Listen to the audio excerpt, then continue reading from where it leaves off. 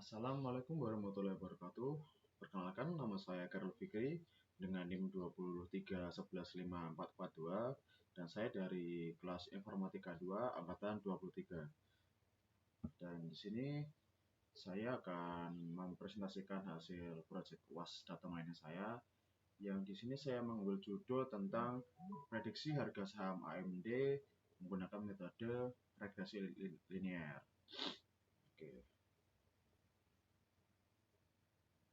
Dan di sini saya menggunakan regresi linear yang dibagi menjadi 50% untuk pelatihan dan 20% untuk pengujian atau testingnya.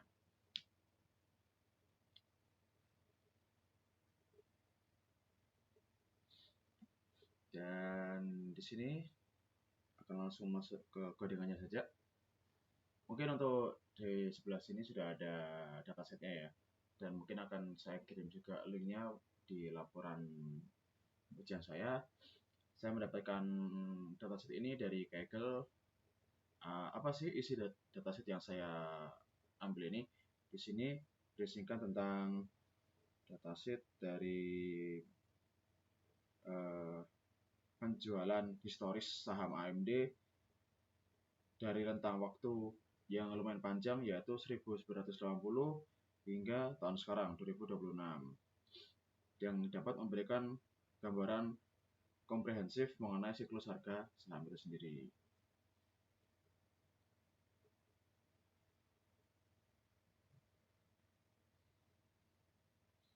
Di sini bisa saya mulai, kita run all.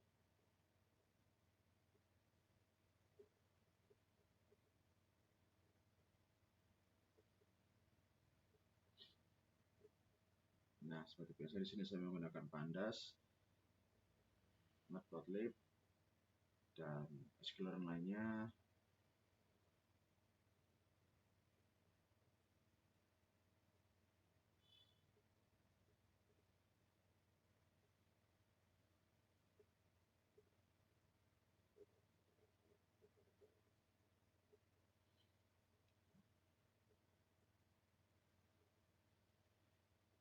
Dan untuk di awal ini, langkah untuk pembuatan dataset yang di sini berisikan dan historis saham datasetnya. Dan pada bagian 2 ini, untuk step yang ini, yang digunakan untuk membuat file mentah terkadang bisa berisi string AMD atau header ganda yang bukan angka bahkan. Kita menghapus baris indeks 0 untuk memastikan datanya bersih. Dan berikutnya ada konversi tipe data atau type casting, di mana kolom date wajib diubah menjadi date time agar urutan waktunya terbaca oleh Python. Nah, seperti ini kodenya. Dan berikutnya ada sorting data dengan langkah ini, mengurutkan data berdasarkan tanggal secara ascending dari yang terlama hingga yang terbaru. Dan berikutnya ada mengkonversi kolom numerik. Dari langkah ini memastikan agar kolom harga dan volume bertipe angka, mengubah dataran angka dan menjadi data tersebut. Nah, berikutnya ada handling missing values, yang dimana menghapus baris yang mengandung nilai kosong hasil dari konversi pembersihan data tadi. Bagian 3, bagian 3 ini berfungsi untuk scaling ya, menentukan fitur dan targetnya. Bisa dilihat ini, lalu melakukan scaling atau normalisasi data yang menggunakan mixscaler untuk mengubah rentang nilai menjadi 0 sampai dengan 1. Dan pada bagian 4 di sini membagi data menjadi training dan testing yang seperti saya jelaskan tadi. Karena menggunakan pemisah berdasarkan urutan waktu dan itu bukanlah acak.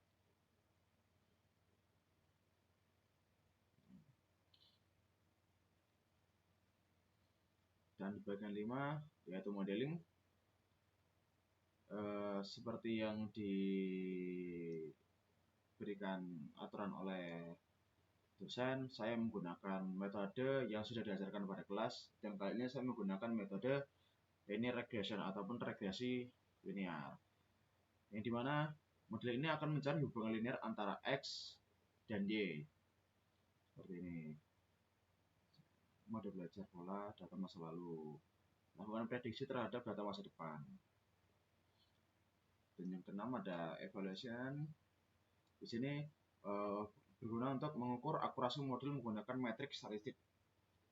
Yang bisa dilihat di sini bisa untuk menghitung rata-rata kesalahan prediksi ataupun kuadrat kesalahan dan akurasi. Dan di sini ada visualisasinya. Di sini untuk membuat perbandingan ya, perbandingan hasil yang saya buat.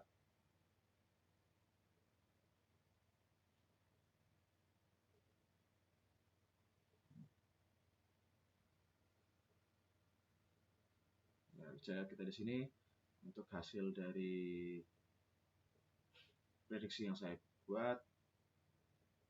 Ya, seperti yang dilihat untuk harga prediksi yaitu dengan adanya garis merah yang patah-patah, semakin rentang waktu atau semakin tahun yang sekarang semakin tinggi, yang berarti sesuai dengan prediksinya harganya akan semakin meningkat pada tahun ini ya, seperti itu. Karena kenapa bisa saya mengatakan itu, model yang saya gunakan ini seperti regresi linear itu sangatlah kompleks, memberikan interpretasi yang sangat kuat dan efisien untuk hubungan linear itu sendiri. Jadi mungkin untuk itu saja, sekian dari saya. Wassalamualaikum warahmatullahi wabarakatuh.